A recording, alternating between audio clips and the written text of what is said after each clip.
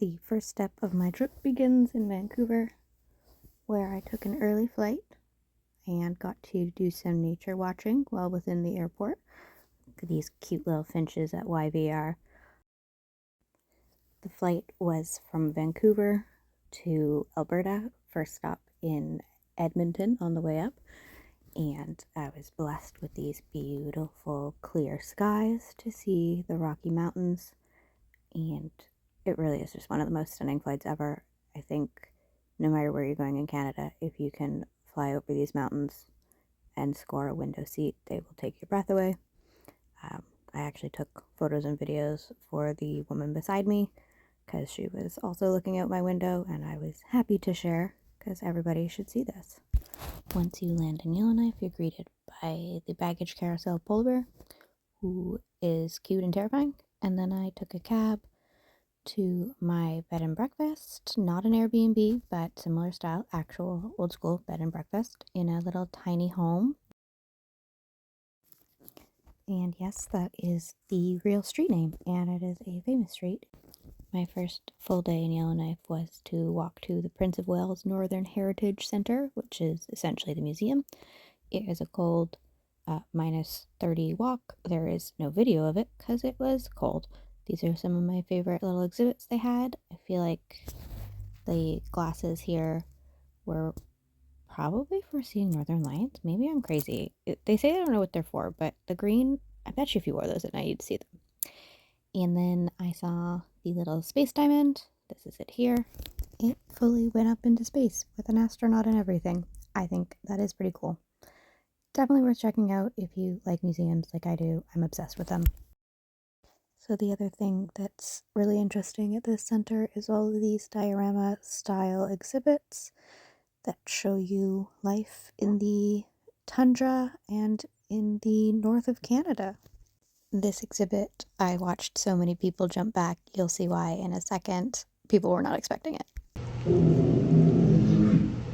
It sounded louder in person, I swear.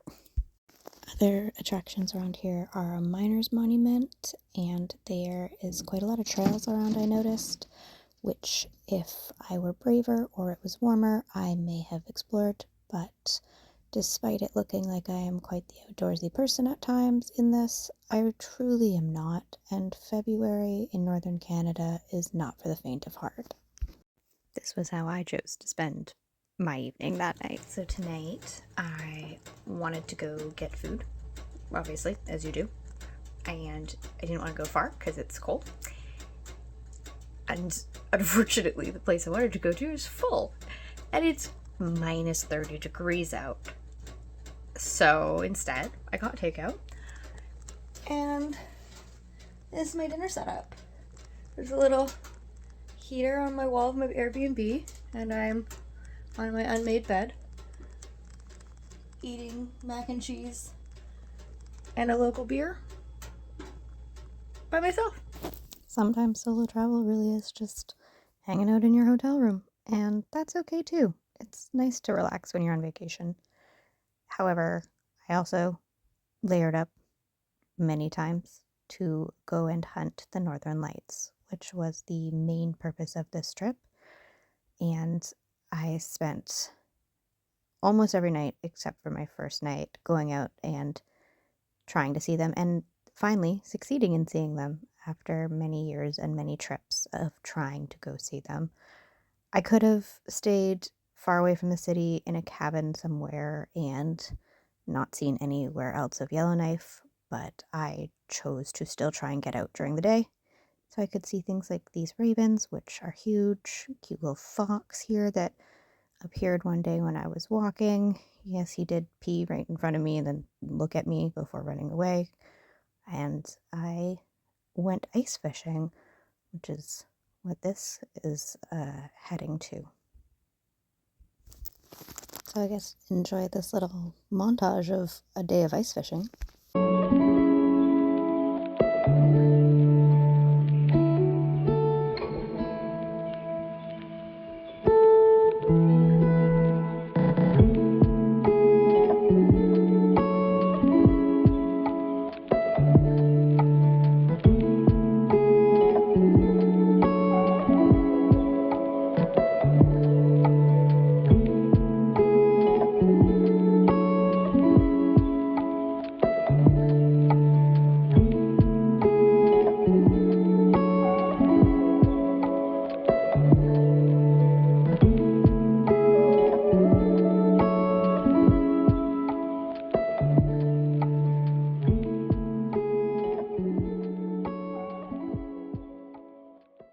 So I actually asked our tour guide how often groups catch fish, and they said usually one fish per day when they're doing the tours, and our group here actually caught 2 fish, which was very exciting for us.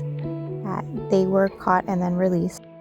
Other daytime activities around town are to take a short walk up to the Bush Pilots Monument, and it's great views over the lake. And in the winter you can see the ice road here, which connects Yellowknife to another town, and it changes the drive from, I believe, over an hour to a short 20-minute or half-hour drive, which is really neat.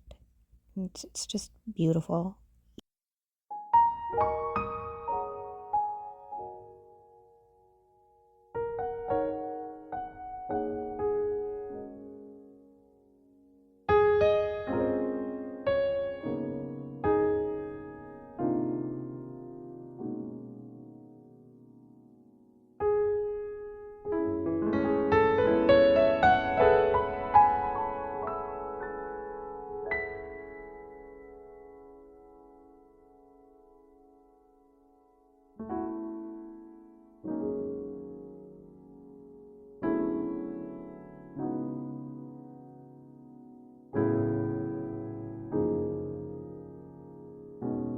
And of course, the main reason to go up to Yellowknife for me was to see this.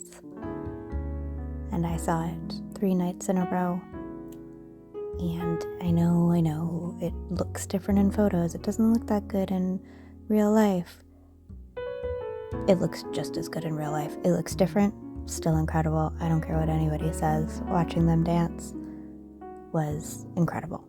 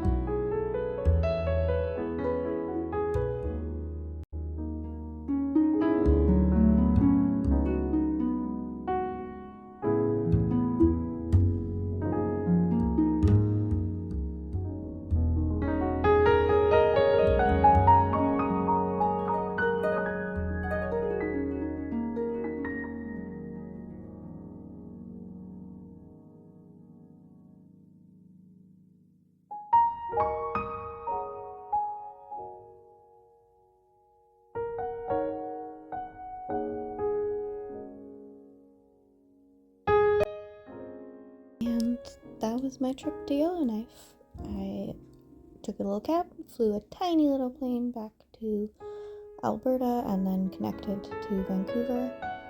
Flew over beautiful scenery again and went back home.